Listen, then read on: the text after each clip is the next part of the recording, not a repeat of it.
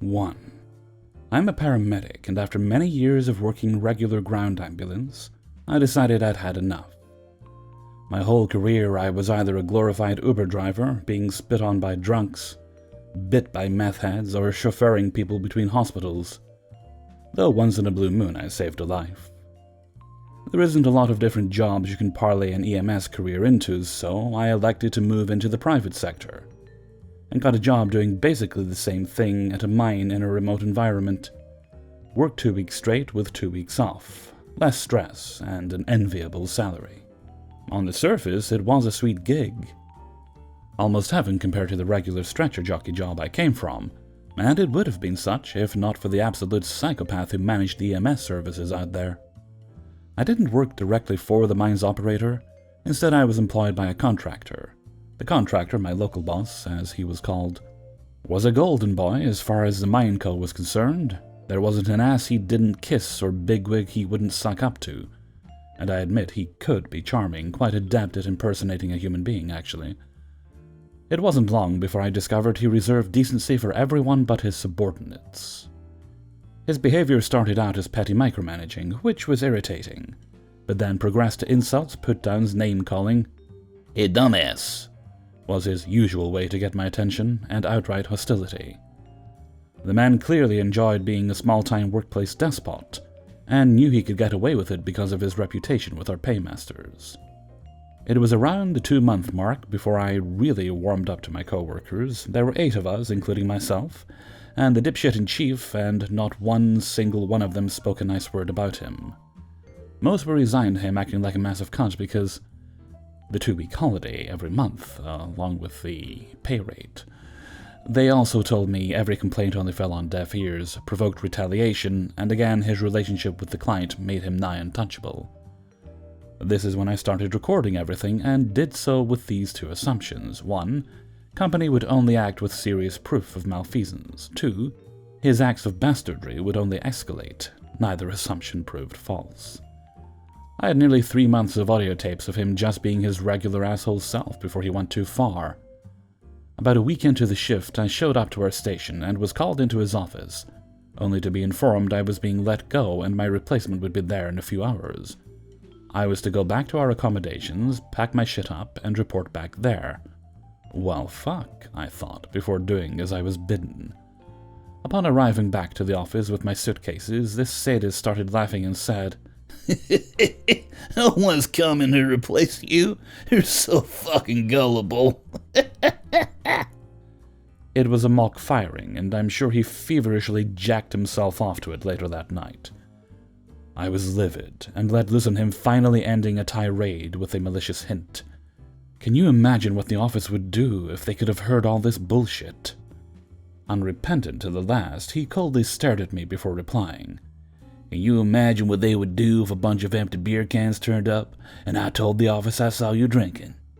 Having recorded all this, and knowing my glorious victory was assured, I feigned capitulation to carry on with my day. My first day off, I sent in a detailed letter to the company along with recordings, and as expected, they fired his ass. What came after was righteous cackling laughter for hours. I wonder, is this how Napoleon felt after winning at Austerlitz? 2. This was back around 1996 or 1997.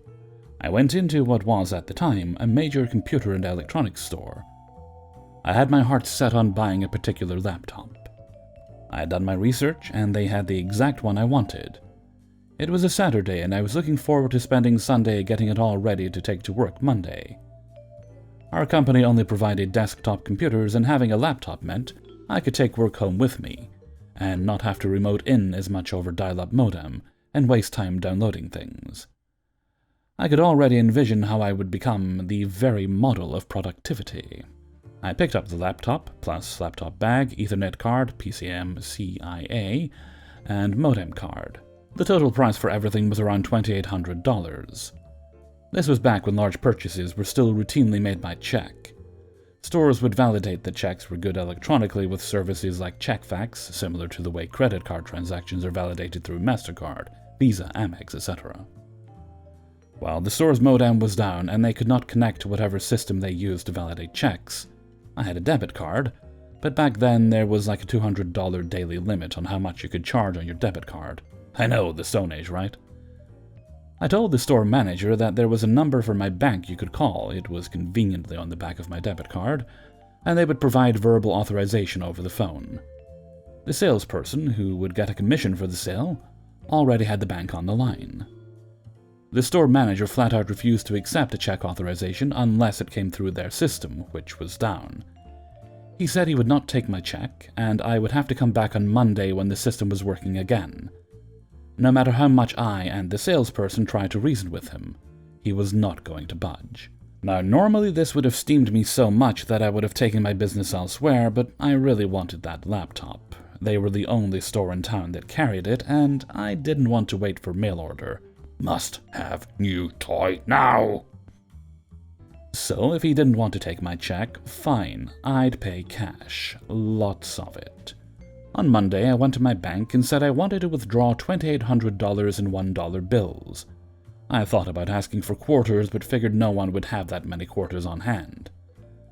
The teller asked why I needed so many ones, just out of curiosity. I told her exactly what I was planning to do with them. She was completely on board with it. That branch didn't have that many ones, they had about half. The teller called ahead to the downtown branch, and they said they had the rest. She told them why I needed all the ones, and they got a big kick out of it as well. Even though the tellers had to unbundle all the ones and run them through a counting machine, bank policy, they were more than happy to do so. The money filled up 2 medium-sized brown paper bags. They were all nicely bundled in bricks of $100 each. I drove out to the store and in the parking lot removed the bands that held the bricks of cash together and stuffed the now loose bills back in their brown paper bags. I then walked in and found the same salesperson from that Saturday and confirmed with them that the same store manager was working that day. I had him pull the same stuff as before. I then showed him what was in the 2 brown paper bags I was carrying and told him to call the manager. The manager was none too pleased when I started, carefully so as not to lose any bills, dumping the $1 bills out on the customer service desk counter. I reminded him that he said my checks were no good, so I brought cash. He threatened to not accept all those ones, but the salesperson immediately jumped in my behalf. He really wanted that commission, I guess. Besides, I don't think he legally had a choice. It was US currency. Good for all debts, public and private. That's literally what is printed on all US notes, if you've never bothered to take a close look at that one. Now, unlike the bank, they did not have a money counting machine. Every available employee, including the store manager and salesperson, had to get behind the customer service counter and start counting ones. The store manager was pissed, the salesperson was not. He was actually happy about it. Commission, I'm guessing again. The other employees were, shall we say, ranging between annoyed and peeved.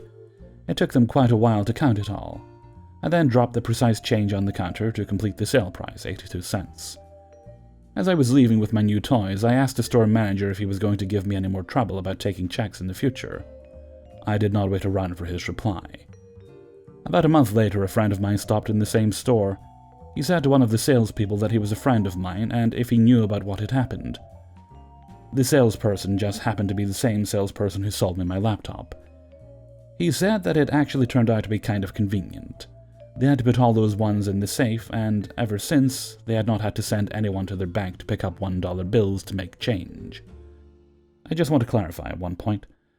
Someone suggested that the store manager was in the right not to accept my check without being able to verify it. However, he could verify it. My bank, on their toll-free line, which the salesperson dialed, was willing to verify that the check was good over the phone. He was just too inflexible to accept the bank's own verification that the funds to cover the check were in my account. The same verification he would have gotten electronically through his network if he could connect to it. The toll-free hotline existed exactly for cases like this. I wonder how many other sales the store lost that day because the store manager couldn't be bothered to get verbal authorization from various customer banks. 3. I met Grumpy in Narcotics Anonymous. He volunteered there after they helped him, and he became my sponsor. Seeing that I was trying to get my shit together, he offered me my first job out of high school. Grumpy was the manager of a store for a company that sold everything you needed to build a house, from cement and bricks to custom-made cupboards. I started as a loader, filling the trucks that were making deliveries. A little background for the company. It plays an important part later. When they started, back in the early 80s, they sold everything you needed to build a brick-and-mortar home, wholesale to professionals. During their first expansion, they got a really good reputation for the prices of power tools, custom cupboards, and landscaping, including custom-made garden furnitures. The stores were basically big warehouses. In mid-90s, they opened their doors to the general public, which, accompanied by a rising tent of DIY, skyrocketed their sales. That brought a second, smaller wave of expansion and the opening of the online store, first only with phone orders and later with a proper site. When I joined, they were doing a third shift on their business plan. They had cut down on things that weren't a big seller like bricks and concrete, and were focusing more on the big sellers, custom-made furniture, landscaping tools, and for some weird reason, plumbing. My first 8 months on the job were a dream. Grumpy was an excellent manager. Having started in the company roughly the same age I was and being promoted through the ranks, had developed a very distinct managerial style. His concept was simple. If my employees are happy, they work better and provide better services, which leads to better sales. That meant that while Grumpy managed one of the inner-city stores, meaning medium to small size compared to others, we were fourth in revenue nationwide and first in customer happiness. And then the reason for his nickname. While everyone called him Grumpy, a nickname he was kind of proud of, he was far from it. The reason was he had a medical condition that affected his nerves and had left him with a permanent frown on his face. He had declined promotion due to that condition, knowing the extra stress would make his condition flare up, meaning he wouldn't be as effective as he would like. His medical condition flared up unexpectedly and Grumpy had to be hospitalized and be on sick leave for a time. HQ decided not to have one of Grumpy's assistants be an acting manager for the duration, but bring in a regional manager to take over the store for the duration. Let's call him Wilhelm. Wilhelm was the exact opposite of Grumpy. He was younger than Grumpy, he was in his late 20s, Grumpy was in his late 30s, had a business degree, and hadn't worked the floor at all. He was hired from the beginning as an office drone and climbed his way to regional manager. The reason he was put in charge of our store had to do with the change of the business plan for the company. You see, the change of focus had created a lot of empty space in the stores. A supermarket chain had approached the company with an offer to rent the empty space, especially for inner-city stores.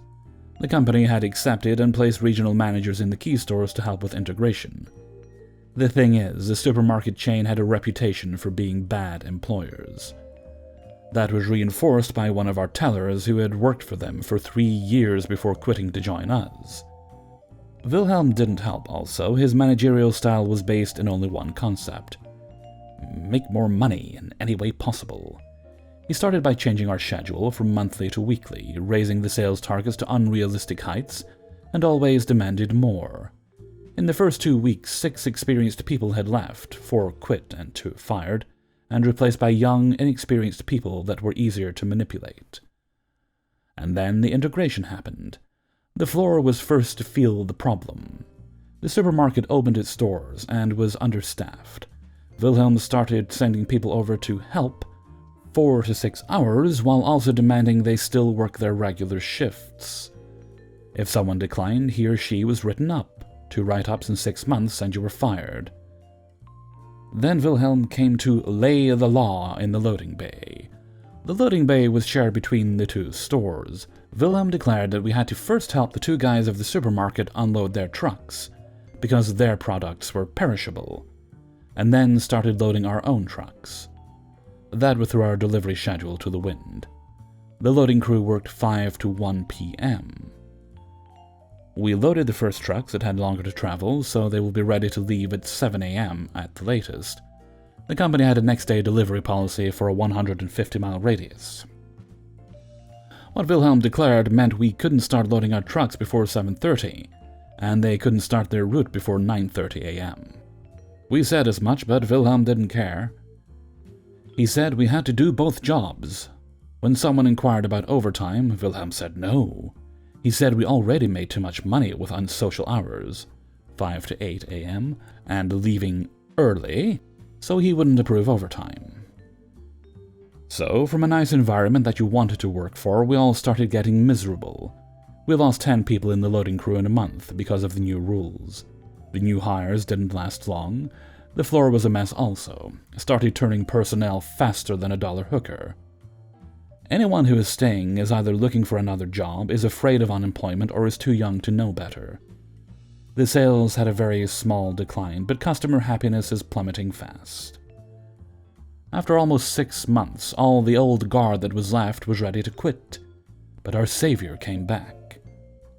Almost 6 months from the day he was hospitalized, Grumpy walks into the store to claim his rightful position.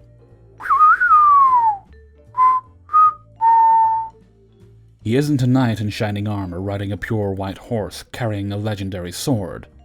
He is in normal attire, slightly limping and holding a cane. We have a welcome back party and have a small glimmer of hope now he is back. We are informed that Grumpy will be on light duties for 2 weeks before he becomes a manager again. Despite Grumpy being back, Wilhelm still remains the regional manager, which means he outranks Grumpy and makes it very clear in private meetings with all of us. If he caught us complaining to Grumpy, we were as good as gone. Still, a few of us were planning to have a meeting with Grumpy after the weeks, letting him get his sea legs back. But another department had other ideas. During his reign of terror, the only department that Wilhelm couldn't control was the workshop. He knew that if he treated them as bad as he did to us, they would quit and the sales would go from a small decline to bottom of the barrel real quick.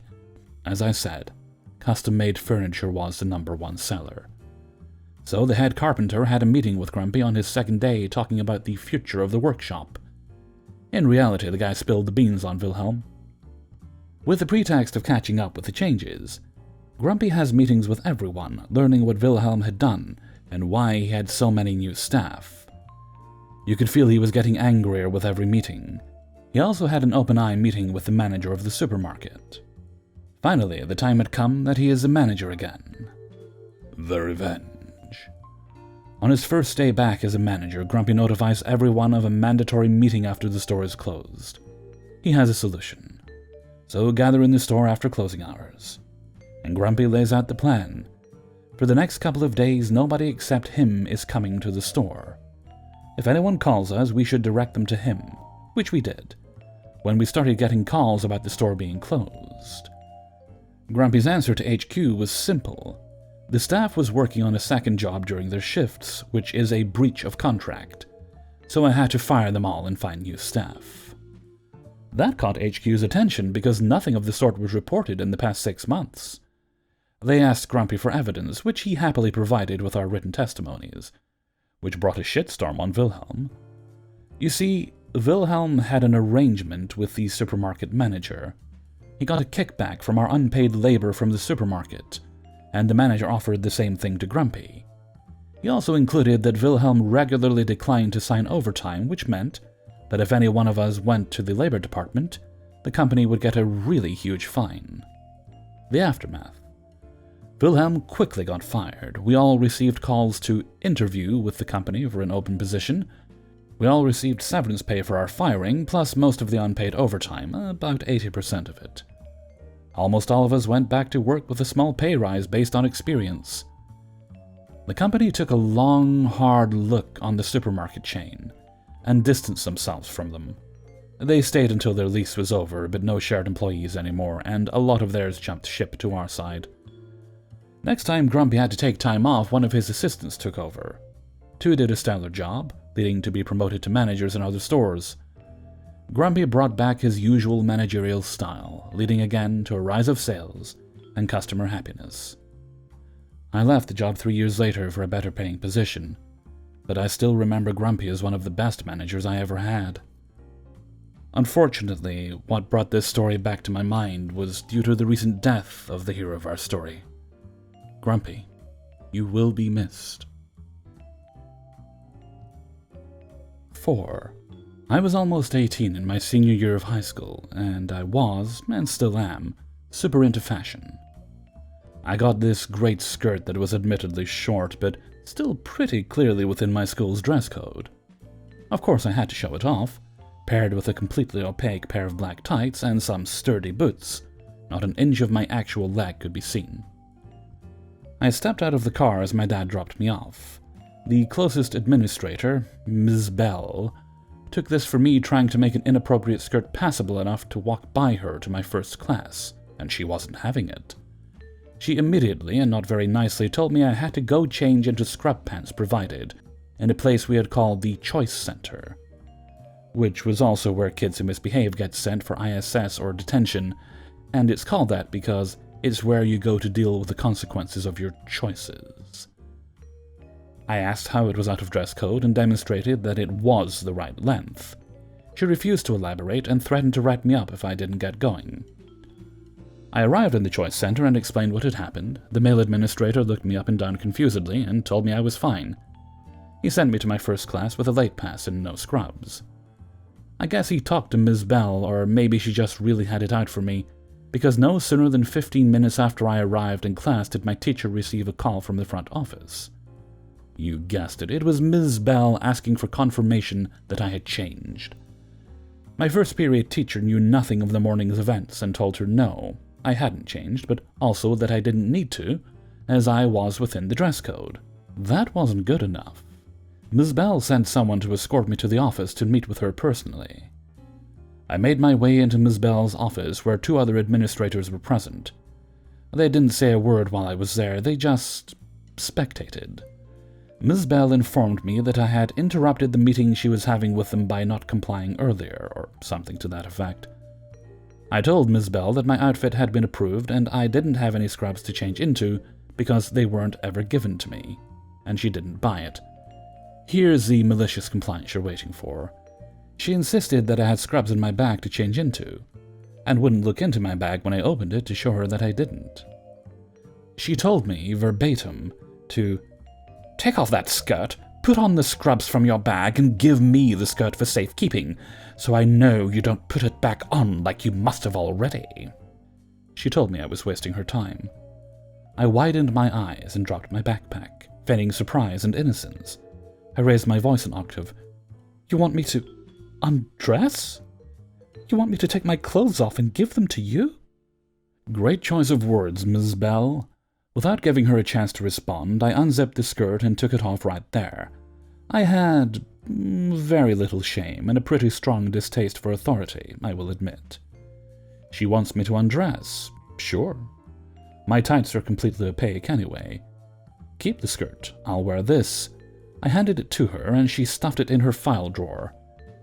Needless to say, Ms. Bell wasn't a fan of my shameless stripping in her office. She demanded that I put my scrubs on, and again I reminded her I didn't have any, because I was confirmed to be in dress code before she took a third of my outfit. I asked if she wanted me to take the tights off too, and of course she said no, but that I couldn't leave her office until I was in dress code. One of the other administrators had excused himself as I started to undress before, so I plopped right down in his chair. I can't leave until I'm in dress code, which you took me out of. Sounds like an easy first period. Great, then I'll be on my way as soon as I get that skirt. Unless you want me to walk out of here and let them know you would rather I wear this. I got my skirt back eventually. On my way back to class, the secretary, the only personable administrator, told me it was cute. For clarity, Ms. Bell never directly asked me to change in front of her, and part of the malicious compliance of it all was that I chose to do that because I knew she was trying to humiliate me. I didn't call an SRO because the ones at my school had a reputation ranging from being generally unhelpful to downright enabling the staff get away with this kind of thing. I don't know why she called me while she was clearly having a meeting other than to embarrass me further. I don't know why the other administrators didn't do anything, but I venture it's probably because our administration was awful at best. We had other teachers and counselors who I could go on about that are 10 times worse and amazingly somehow still employed. This is unbelievable because, to all of you, it's an isolated incident. I wish it were. 5. I used to work in a convenience store, and the manager was a real prick. Misogynistic, offensive, as in, haha, cancer is hilarious. Offensive, creepy, and a downright bully. Sometime after I left, he was fired, after he decided to turn a professional interview with a young woman into a conversation about her favorite porn. She reported him, and he got the sack. Awesome. Anyway, This guy Andy fancied himself as a real leader. I mean, he wasn't. He set impossible tasks and yelled instructions while doing absolutely nothing in the office in the meantime. I had a colleague called Gabby who, to be honest, I didn't get on with. However, I knew that at the time she was having a really tough time at home with a 3-month-old son. One day in the winter it had snowed. Fairly heavily. Gabby rang in that morning and told Andy that she couldn't make it in as she was snowed in. Everybody knew that wouldn't have been true, and that it was likely she hadn't slept well with the baby crying and whatnot. But you know what, who cares? She always worked hard and deserved a break. It was only a 4-hour shift and the store was dead anyway. No customers were gonna walk over snow and ice for the morning paper. Plus, we were actually overstaffed. However, Andy had a problem with women. He was always disrespectful and demeaning. Like the rest of us knew she wouldn't be snowed in, but he didn't let it lie. He wanted to catch her out. Andy abandoned the store, serious gross misconduct, and got in his car. He made the 15-minute drive all the way to Gab's house and took pictures of her car, her front driveway, and the rest of the street, to prove she wasn't snowed in. He then called her into the office at the end of the week for a disciplinary.